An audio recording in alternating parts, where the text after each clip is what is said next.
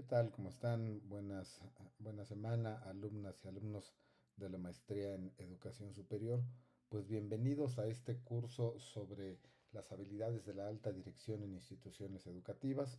Me da mucho gusto volver a compartir con algunos de ustedes estos ejercicios de docencia que siempre son enriquecedores tanto para el modelo presencial como para el modelo virtual. Espero que en este curso pues puedan ustedes perfeccionar sus habilidades y sobre todo que vayan teniendo una visión mucho más amplia del rol y de la importancia que tiene desarrollar las habilidades adecuadas para la conducción de las personas, particularmente la esencia de las instituciones educativas, a diferencia de otros ámbitos de la, de la docencia. Bueno, pues en este caso, dirigir una institución educativa siempre es una de las tareas más satisfactorias. Se los puedo transmitir en la experiencia propia que he tenido la posibilidad de estar al frente al menos de tres instituciones.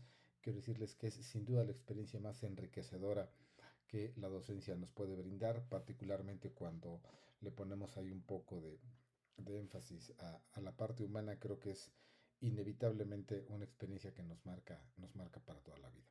Y pues muchas gracias otra vez por su presencia, por la vocación que siempre han mostrado, al menos en mi materia. Tengo que agradecerlo y reconocerle su voluntad y su trabajo. Y bueno, pues creo que esta vez no va a ser la excepción. Les he dejado ya entrando en materia en la plataforma cuáles van a ser los mecanismos de trabajo que vamos a ocupar a lo largo de esta materia. Creo que hay cosas muy interesantes.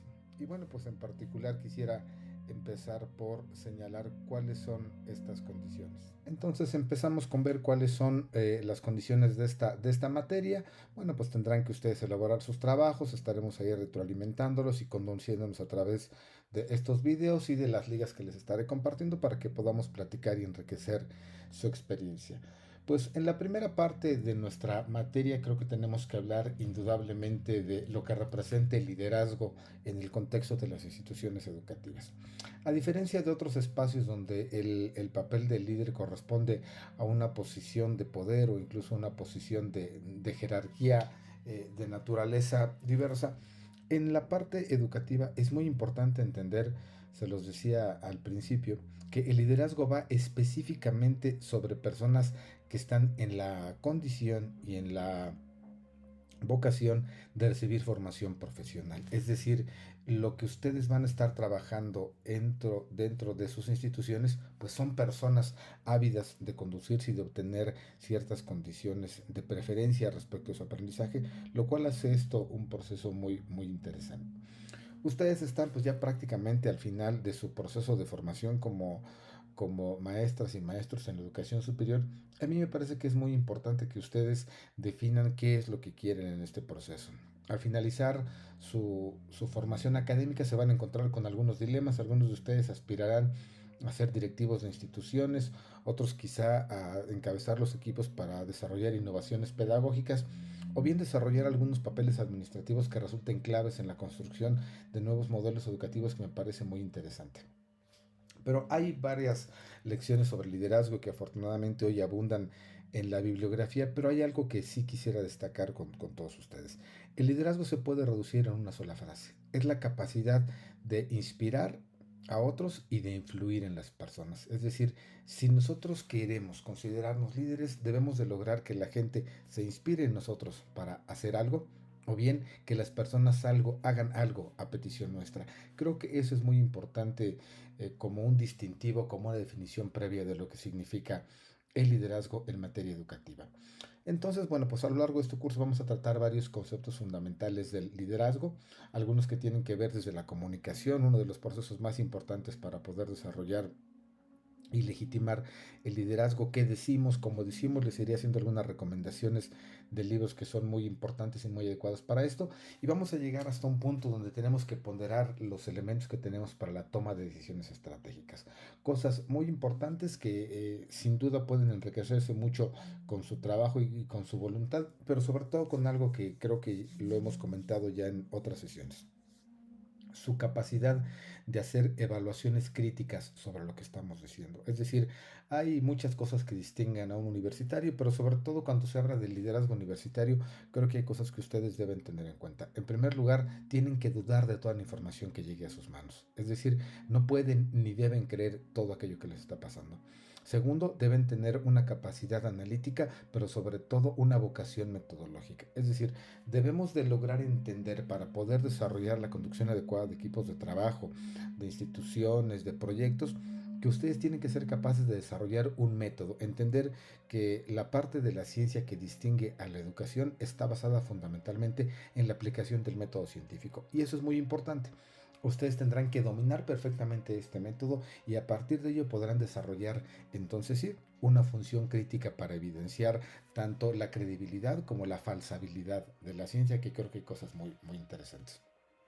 En este sentido, yo la verdad estoy muy complacido. Esta es la primera vez que doy esta materia y creo que, bueno, además de la gratitud que corresponde a la institución que nos da cobijo tanto a ustedes como a mí, el agradecimiento en lo personal porque es la primera vez que podré acompañarlos en un proceso, como yo lo denomino, de conducción introspectiva, es decir, van a ir ustedes hacia adentro a buscar sus habilidades, muchas que probablemente no tenían identificadas o que no sabían cómo potenciarlas y espero que al finalizar este curso, bueno, puedan ustedes, como se los puse en el material de texto que les estoy proporcionando, pues sacar sin duda al líder que todos ustedes llevan dentro. El que hayan llegado ya hasta aquí en su formación ya habla de un liderazgo personal, pero creo que vamos a potenciarlo un poco y me va a dar mucho gusto ser parte de este proceso.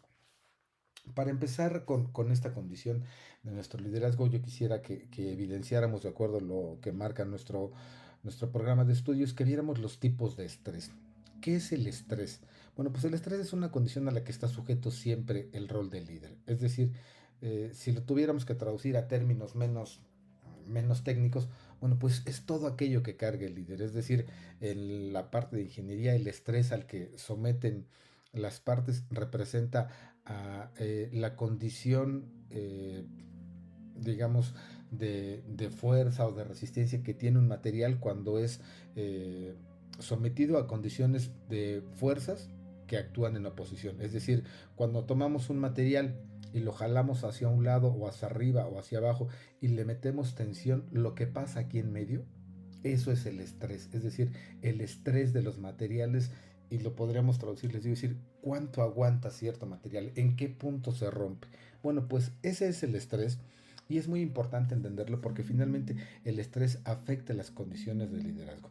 Vamos a ver algunos tipos de estrés, cuatro particularmente, y cómo estos inciden en nuestro tema de liderazgo en las instituciones educativas. En primer lugar, el estrés agudo. Este es un estrés que nos da por espasmos, es decir, por momentos. Es aquella situación cuando recibes la llamada para pedirte un proyecto, cuando tienes algún problema que resolver, cuando algún alumno se complicó la existencia haciendo algo que no debía, cuando hay un contratiempo en alguna institución. Entonces, ¿qué requiere? Requiere reaccionar rápido. Es decir, es muy importante que en el manejo de este estrés agudo tengamos que ser lo suficientemente hábiles para tomar decisiones rápidas y además efectivas.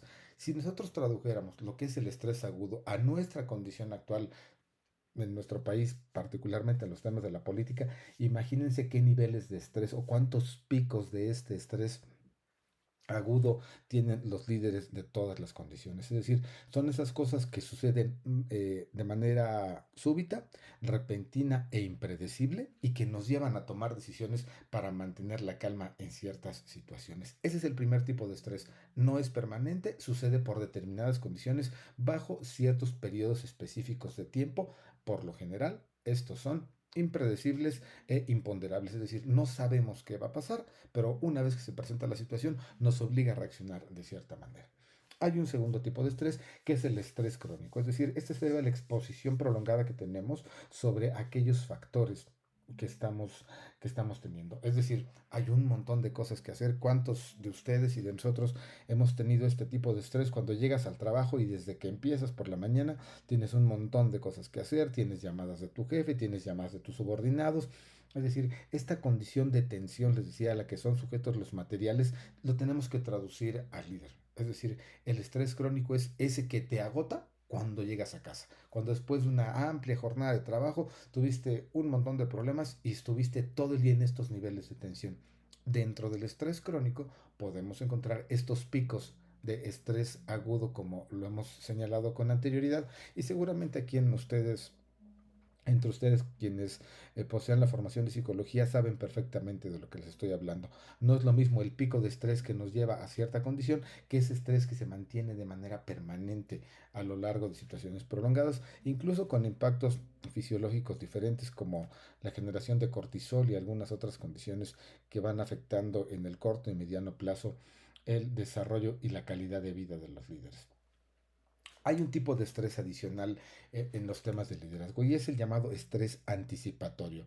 Es decir, es aquella situación en la que el líder se la pasa pensando en qué es lo que va a suceder más adelante y eso ya le causa una complicación. Es decir, oye, ¿cómo van a estar las ventas el día de mañana? ¿O qué va a pasar con determinados alumnos que están desarrollando algún proyecto de tesis y no lo van a concluir? Es decir, este estrés, esta preocupación, si tuviéramos que traducirlo de otra manera, esta preocupación por el futuro inmediato, a veces no tan inminente, pero que es previsible, es decir, que sabemos que va a suceder. Ese estrés, esa situación que me mete, ese es el estrés que desde mi punto de vista es el más interesante. Porque ese estrés, algunos otros autores, e insisto, mis compañeros psicólogos lo definen como el diestrés y el eustrés, es decir, el estrés bueno y el estrés malo. Este estrés anticipatorio, digamos, es el único tipo de estrés bueno. ¿Por qué? Porque nos permite tomar conciencia sobre lo que va a pasar y en consecuencia tomar decisiones previas para enfrentar una situación futura. ¿Qué ventajas tiene conocer o dominar o sobre todo identificar cuando estamos entrando en una etapa de estrés anticipatorio?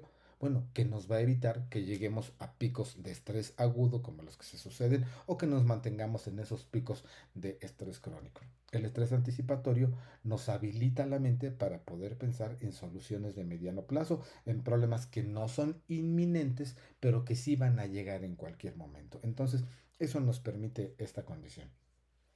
¿Por cuál es el extremo o qué es lo malo de esto? Bueno, cuando nos las pasamos pensando en aquello que va a pasar y que muy probablemente no se llegue a suceder. Es decir, podemos estar planeando siempre el futuro y eso nos evita estar viviendo el presente. Y lo mismo sucede en el liderazgo. Si tuviéramos que traducirlo en términos psicológicos y valoráramos lo que es la depresión y la ansiedad, aquella depresión por lo que pasó y la ansiedad por lo que todavía no pasa, aquí estaríamos hablando más o menos de lo mismo. En este caso, el estrés anticipatorio sería esa ansiedad por lo que todavía no pasa y a veces me evita vivir o tomar decisiones en el presente por lo que va a poder acontecer en algún futuro. Entonces, estos tres tipos de estrés, el agudo y el crónico, son picos, son momentos que acaban incidiendo en el líder.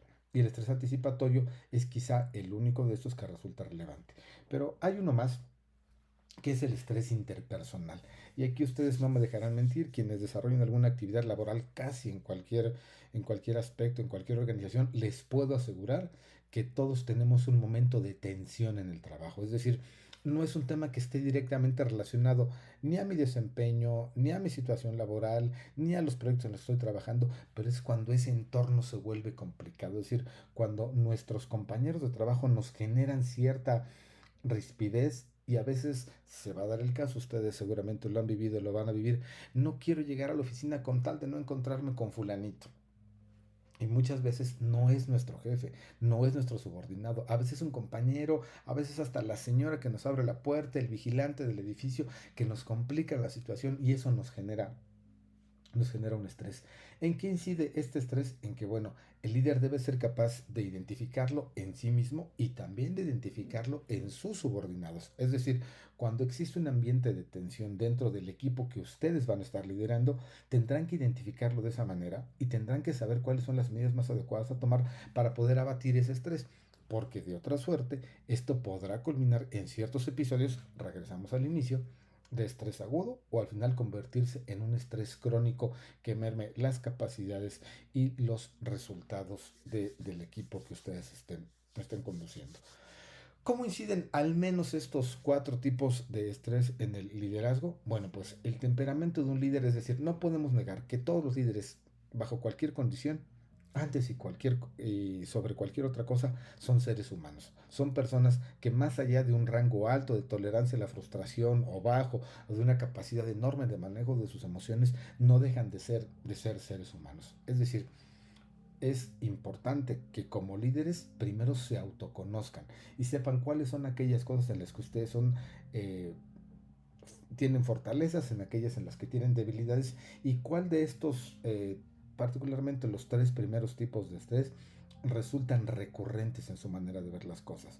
Son el líder que se la pasa preocupado pensando en lo que va a pasar y probablemente no llegue y por eso no toman una decisión hoy. O son aquel líder que cuando pierde el control grita, patalea, maltrata a los subordinados, los ofende, les dice groserías. O es aquel líder que ya agobiado por la cantidad enorme de tareas, de pendientes, de situaciones, empieza a tomar decisiones erróneas de manera consuetudinaria y que finalmente acaban mermando su capacidad tanto de rendir resultados como de liderazgo. Es decir, ¿cuántos líderes pierden su capacidad porque han dejado de tomar las decisiones correctas? Ejemplos hay muchos, no quisiera yo entrar en detalles, pero seguramente si les digo, si alguien que goza de liderazgo y de cierta legitimidad recurrentemente se va equivocando y los resultados le dejan de favorecer, e incluso la cantidad de presiones y de estrés, tanto agudo como crónico, al que está sujeto, va omnibulando su mente y cada vez toma peores decisiones, seguramente les viene alguien a la mente. Y bueno, ese es un claro ejemplo de cómo no debe funcionar el sistema de liderazgo. ¿A qué me refiero con esto?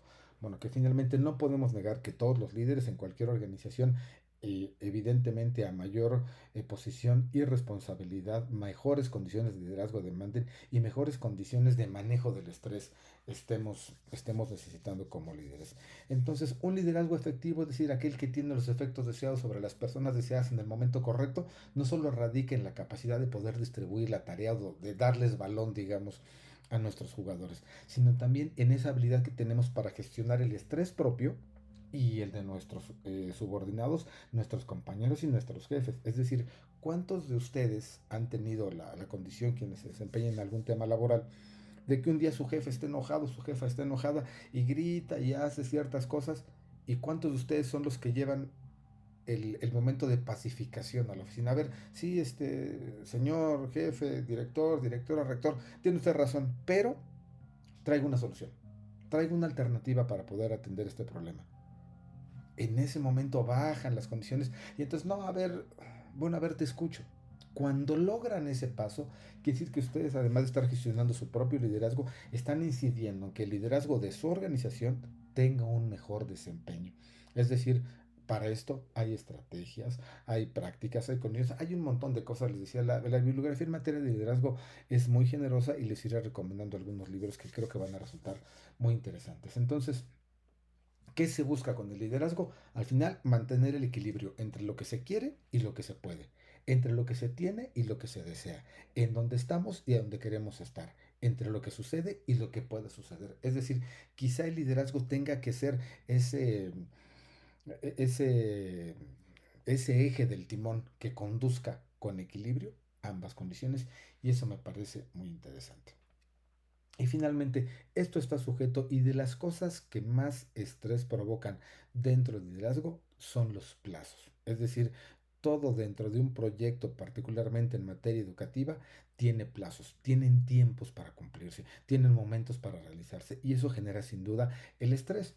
Es decir, y tenemos que pensar ver varias cosas. Esto se reduce, o hay toda una disciplina, un montón también de bibliografía relacionado con algo que es muy importante.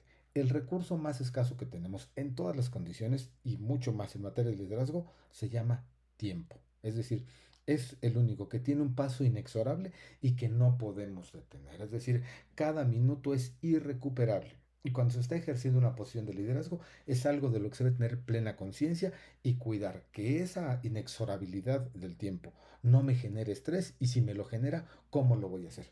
Bueno, para administrar esto, les decía, hay una disciplina que es las disciplinas de administración del tiempo.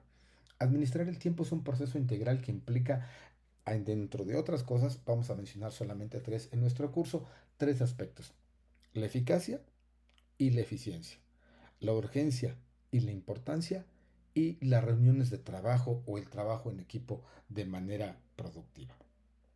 Si recuperamos conceptos que seguramente ustedes ya conocen, la eficacia se refiere a la capacidad de lograr los resultados deseados. Es decir, algo es eficaz cuando cumple aquello para lo que fue hecho.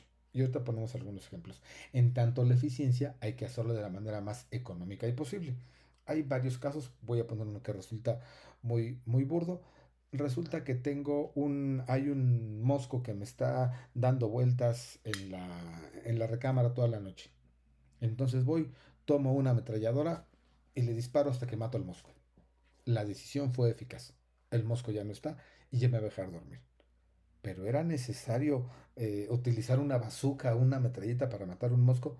No estaba con un, eh, una detonación del spray de insecticida. Seguramente sí.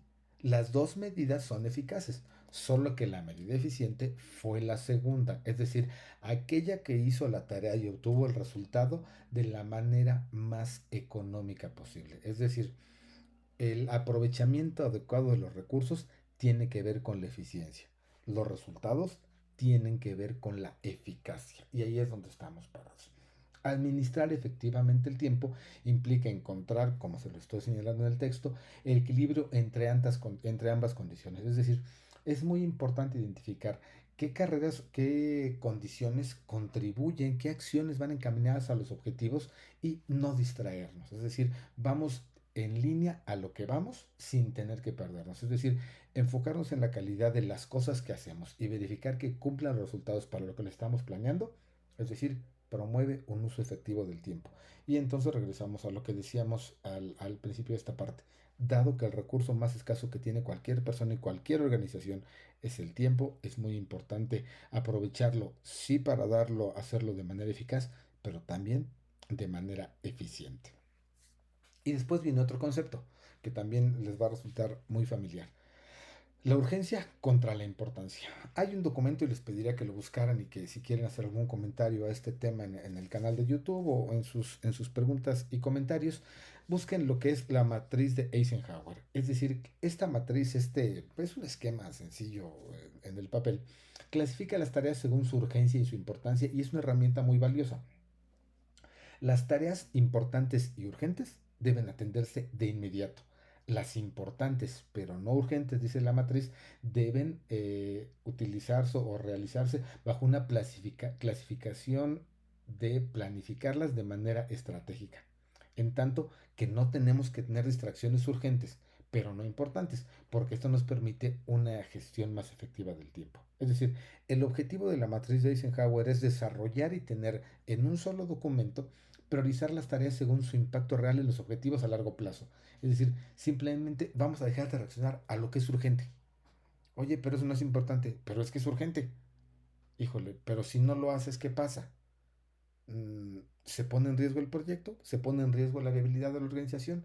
Entonces, es ese dilema entre lo urgente y lo importante y el entrecruzamiento de estas condiciones es lo que la matriz de Eisenhower nos ayuda a desarrollar y me parece que es muy importante que ustedes la conozcan y van a ver que es algo tan básico como las famosas checklists que existen y ya hablaremos en su momento de ese tema. Entonces, podemos hacer una breve recapitulación.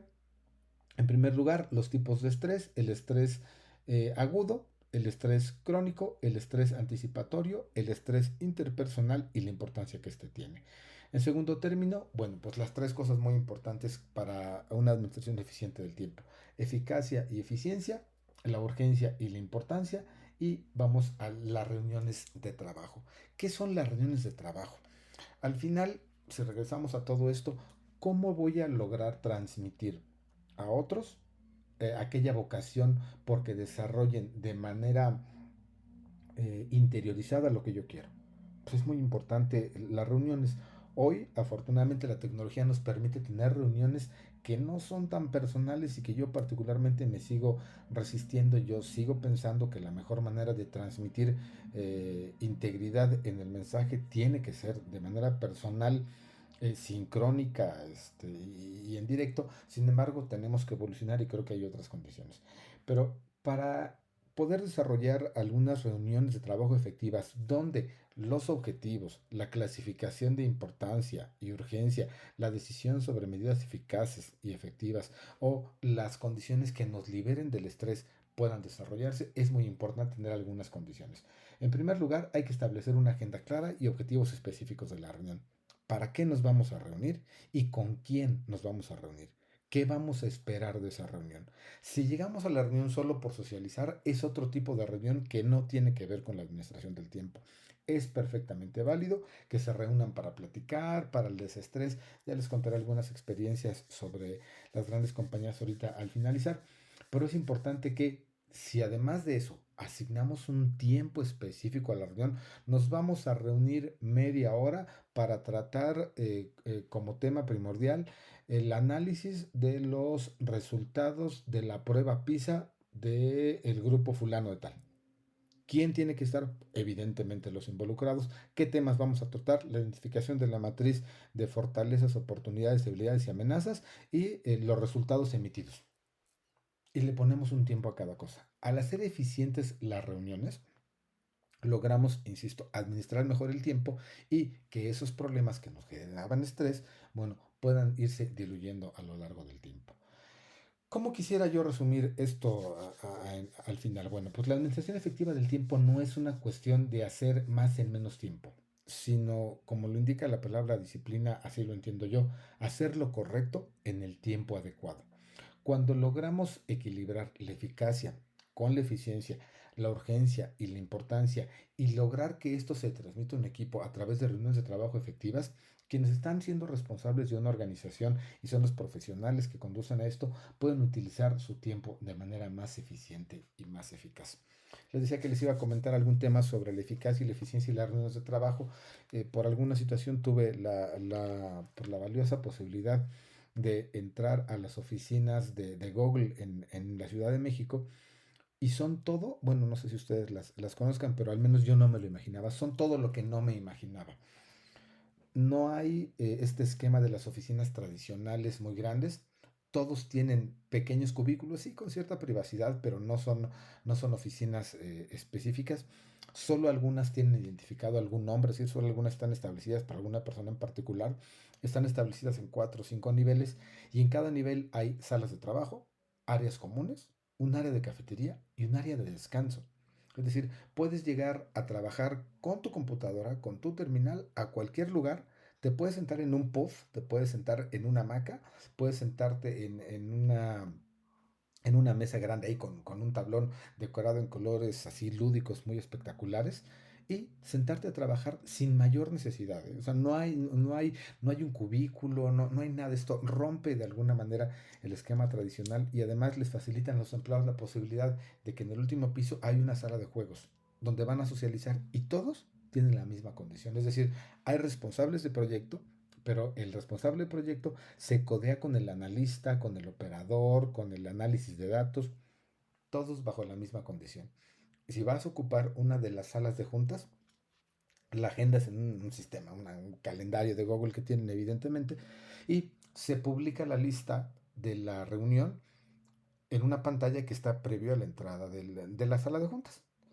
Se anotan, ¿quién va a entrar? Perfecto, entran, tienen un gafete, se registran. Si yo estoy convocado a la reunión, puedo abrir la puerta, me paso, me siento en cualquier lugar, todos llevan su computadora, se sientan, prenden la televisión porque me tocó presenciar una reunión con la responsable de América Latina de la aplicación de Waze, que nos explicó algunas cosas, también con el especialista de Google Maps, y cada uno estaba en San Francisco, otro estaba en Australia, coincidimos las personas que íbamos, terminó la reunión, nos dijeron, tienen 5 minutos para cerrar su reunión porque viene otra más adelante con esta agenda. Las agendas se respetan, las reuniones son efectivas y al terminar, si gustan pasar a tomarse un café, asumiríamos, como habíamos ido a algunas otras reuniones, que nos iban a pasar a algún lugar donde alguien nos iba a ofrecer un café. Sí, si gustan café, ahí está. Hay una cocineta, hagan de cuenta un Starbucks adentro de la oficina. Vas, te preparas tu café, agarras una galleta, una manzana, un plátano, vénganse a platicar y todo se desarrolla en un entorno que está, digamos, divorciado de la formalidad. ¿Qué experiencia tiene? Bueno, pues buscan ustedes en sus redes sociales cómo es la experiencia de trabajar en un corporativo de esta naturaleza y por qué muchos de ellos han alcanzado estos niveles del Great Place to Work, un reconocimiento que se otorga por buenas prácticas laborales que fomentan tanto el desarrollo personal como la consecución de los objetivos empresariales e institucionales. En resumidas cuentas, ¿qué es muy importante? Bueno, pues que valoremos en primer lugar que el liderazgo depende de una persona y esa persona tiene, al igual que todos, sentimientos, reacciones, necesidades, aspiraciones como cualquier otra persona y por lo tanto está sujeto a diversos niveles y tipos de estrés que pueden ser desde un estrés momentáneo hasta un estrés agudo por alguna condición, algo que se vuelva crónico o algo que nos permita visualizar hacia más adelante. ¿Cómo podemos evitar esta condición de estrés para que no afecte el liderazgo? Bueno, pues en primer lugar, clasificando la urgencia de la importancia y la eficacia contra la eficiencia. Cuando logramos articular de alguna manera todo esto, tenemos un universo más reducido que nos permite tomar decisiones dentro de una esfera mucho más controlada.